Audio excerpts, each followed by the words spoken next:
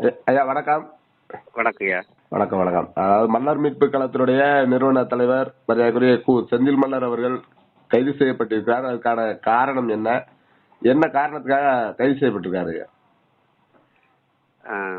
மன்னர் மீட்பு களத்தினுடைய நிறுவனர் செந்தில் மன்னர் அவர்கள் நேற்று இரவு 11 மணிக்கு வந்து அவங்க ஊர் அந்த கழுகுமலை அருகே இருக்கக்கூடிய கச்சிலாபுரம் அந்த ஊரில் வந்து மக்காச்சோளம் அந்த அறுவடை செய்யக்கூடிய ஒரு நேரத்தில் நாங்கள் வந்து எல்லாரும் அந்த வேலை பண்ணிக்கிட்டு இருக்கிறாங்க.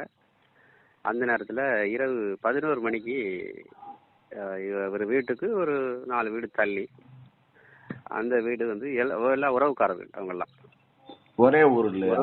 ஒரே ஊர், உறவுக்காரர்கள். வழக்கமாக இவர் இப்போ போகிற மாதிரி அங்கே போய் பேசிக்கிட்டு இருக்காரு. அப்படி பேசிக்கிட்டு இருக்கும்போது அந்த ஒரு 2-3 பேர் அவங்க அண்ணன் தம்பிகள்லாம் சேர்ந்து, அந்த பெண்ணோட அண்ணன் தம்பிகள்லாம் சேர்ந்து இவர் வந்து அந்த இடத்துல வந்து கைகலப்பாகுது.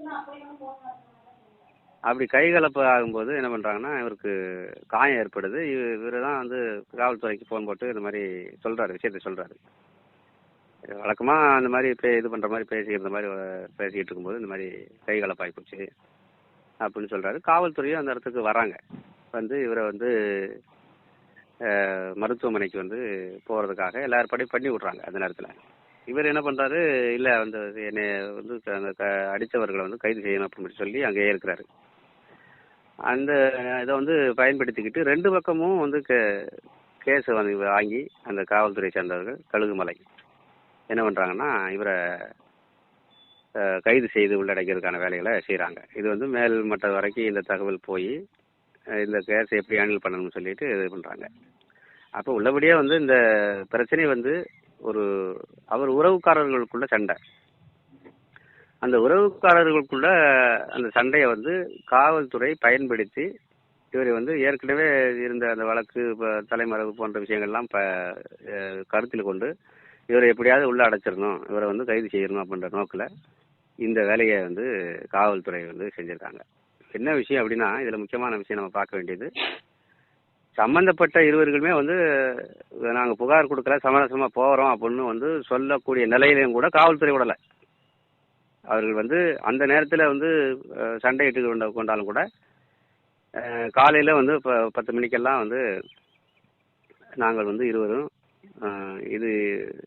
நாங்கள் இந்த வழக்கை வந்து திரும்ப பெறுகிறோம் அப்படின்னு வந்து அந்த தரப்புலையும் எதிர் தரப்புலையும் செந்தில் மலர் தரப்புலையும் வந்து சொன்னாலும் கூட திட்டமிட்டு வந்து காவல்துறை வந்து கொடுத்தது தான், நாங்கள் வந்து எஃப்ஐஆர் போட்டுதான் ஆகும், நாங்கள் வந்து ரிமாண்ட் பண்ணி தான் ஆகும் அப்படின்ற மாதிரி வந்து விடாப்பிடியா ஒரு அழுத்தத்தின் காரணமாக இந்த வேலையை வந்து அவங்க செஞ்சிருக்கிறாங்க.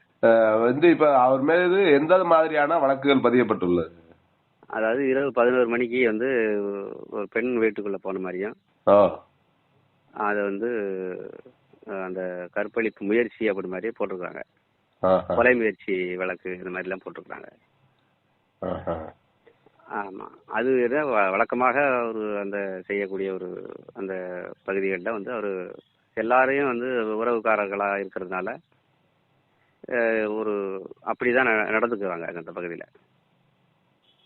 அப்போ அது வந்து ஒரு சண்டையா மாறி அது வந்து இந்த அளவுக்கு வந்து நின்றுருக்கு. இப்ப எந்த சிறையில் அடைக்கப்பட்டிருக்காரு? பாளையங்கோட்டை கொண்டு போறதா வந்து தகவல். மீட்பு நடவடிக்கை எடுக்கப்பட்டுள்ளது. வழக்கறிஞர் சட்ட ரீதியாக எதிர்கொள்வாங்க. அது எதிர்த்தரப்பு வந்து நாங்க சமரசமா போறோம், எங்களுக்குள்ள நாங்க வந்து வழக்கு கொடுக்கல அப்படி மாதிரி சொல்லியிருக்கிறாங்க. அது காவல்துறை வந்து நாங்க வழக்கு போட்டதுதான். அது சண்டை போட்டவர்கள் அல்லது வந்து பிரச்சனைக்குரியவர்கள் வந்து 2 பேருமே நாங்க சமரசமா போறோம் அப்படின்னு சொன்னாலும் கூட காவல்துறை வந்து நீ எப்படி சமரசமா போகலாம் என்பதாக வந்து நடந்து கொள்வது. பழைய வழக்குகளை வைத்து கைது செய்யப்பட்டிருக்காரு. பழைய வழக்கெல்லாம் இல்ல, அதை மனதில் கொண்டு, அதாவது என்ன நம்ம பார்க்க வேண்டிய விஷயம் என்னன்னா, காவல்துறை வந்து எப்படி ஒரு விஷயத்தை அணுகுறாங்க அப்படிங்கிறத பார்க்க வேண்டியிருக்கு. 2 பேரும் சமரசமா போறாங்க, உனக்கு என்ன அதுல வேலை? காவல்துறைக்கு அதுல என்ன வேலை? அதை வந்து சமரசப்படுத்தி விட வேண்டிய வேலை தானே நீங்க செய்யணும். அப்ப வந்து மோட்டிவேஷனை உருவாக்குறது யாருங்க? இதுதான் நம்ம கேட்கக்கூடிய செய்தி. அது வந்து பிரச்சனை நடந்தது, அது அது வேறு. ஆனா அந்த பிரச்சனைகள் வந்து நாங்க வந்து சமரசமா போறோம். ஒரு காவல்துறை வந்து என்ன செய்யணும்? சமரசப்படுத்தி விட வேண்டியதுதான் அவங்களுடைய வேலை. நிச்சயமா. வழக்கு போட்டு மேலும் மோட்டிவேஷன் உருவாக்கி பகையை உருவாக்கக்கூடிய வேலைகளை வந்து காவல்துறை திட்டமிட்டு செஞ்சிருக்கு அப்படிங்கறத நம்ம பார்க்க வேண்டியிருக்குது. நிச்சயமா அவங்க வந்து உறுதியா இருக்கிறாங்க, ரெண்டு தரப்புலயும் உறுதியா இருக்காங்க. நாங்க யாருக்கிட்டையும் காவல்துறையில வந்து நான் கம்ப்ளைண்ட் கொடுக்கல, எங்களுக்கு வந்து எந்த நடவடிக்கையும் மேல் நடவடிக்கை வேண்டாம். ஒருத்தருக்கு ஒருத்தர் உதவியா இருப்பாங்க. நிச்சயமா அது உள்ளூருக்குள்ள சின்ன சின்ன சண்டை வர்றது சகஜம் தானே. ஆமா, அந்த பெண்ணுக்கு வந்து 3 குழந்தைகள் இருக்குது.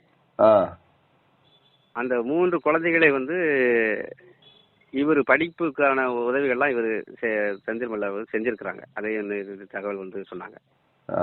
தகவல் கொடுக்கறது யாரையா? தகவல் அங்க இருந்து கொடுத்தாங்க. அங்க உள்ள அந்த மக்களே கொடுத்தாங்க. எத்தனை மணிக்கு கைது பண்ணாங்க செந்தில் மல்லர் அவர்களை? 3 மணிக்கு நேற்று இரவு 3 மணிக்கு. இரவு 3 மணி சம்பவம் நடந்துகிட்டு இருக்கும் போதே இவர் வந்து அழைச்சிட்டு போறாங்க. பேசி இருந்தது வந்து 11 மணி. ஆனா இரவு 3 மணி 11 மணி சண்டை நடந்து அந்த அவங்க வந்து காவல்துறைக்கு போன் அடிச்சிருந்தாங்க. அங்க உள்ளவங்க காவல்துறைக்கு போன் அடிச்ச உடனே அவங்க வந்து உடனே வந்துருந்தாங்க. வந்துட்டு தொடர்ச்சியா அந்த தகராறுகள் வந்து ஒருத்தர் மாற்றி ஒருத்தர் பேசிட்டே இருப்பாங்க இல்லையா? ஆமா, கிராமத்துல அந்த மாதிரி தகராறு நடந்துட்டே இருக்குது. அது தகராறு நடந்து கிட்டத்தட்ட ஒரு 3 மணி ஆயிருது. 3 மணி ஆனதுக்கு அப்புறம் தான் வந்து போலீஸ் ஸ்ட்ரென்த்தை கொண்டு வந்து வச்சுட்டு செந்தில் மல்லர் வந்து காவல் நிலையத்துக்கு கூட்டு போறாங்க.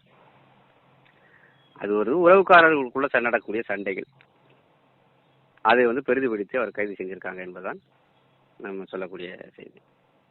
ஓகே, தொடர்புக்கு நன்றி ஐயா. நன்றி. நன்றி.